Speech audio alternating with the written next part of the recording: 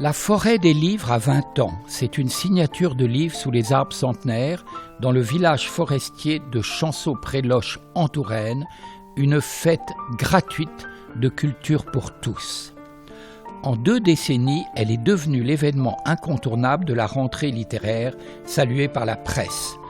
200 écrivains, plus de 63 000 visiteurs en une seule journée et un très joli bouquet de célébrités sont venus fêter cette 20e édition présidée par Marc Lambron de l'Académie française.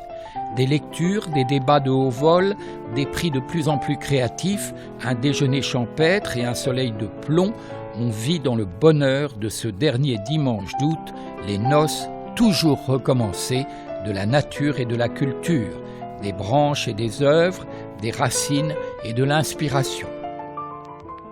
Là où les livres sont les enfants des arbres, là où l'on célèbre les 20 ans des nobles et fraternelles retrouvailles de l'écorce et de l'écriture, écoutons Gustave Flaubert. Il faut que les pages s'agitent dans un livre comme les feuilles dans une forêt. 20 ans après avoir créé la forêt des livres, je me demande si elle a atteint tous ses objectifs. Rendre à la Touraine le prestige de ses écrivains et lui offrir la découverte de nouveaux talents au pays de Rabelais, de Ronsard, de Balzac, de Vigny. Rendre aux lectrices et aux lecteurs l'hommage qui leur est dû, eux qui assurent en période de crise la survie du livre. Dire aux femmes tout ce que la littérature leur doit, car en France, vous le savez, le lecteur est une lectrice. Rendre aux Français, inquiets, le bonheur par la culture, car ainsi que le dit Stendhal, plus on est cultivé, plus on est susceptible d'être heureux.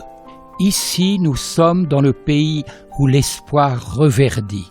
Comme l'a si bien dit Victor Hugo, avec son énergie pour l'avenir et sa force qui va, créer, c'est se souvenir. Alors, aujourd'hui à Chanceau, à partir de la Touraine millénaire, en avant pour la nouvelle Renaissance.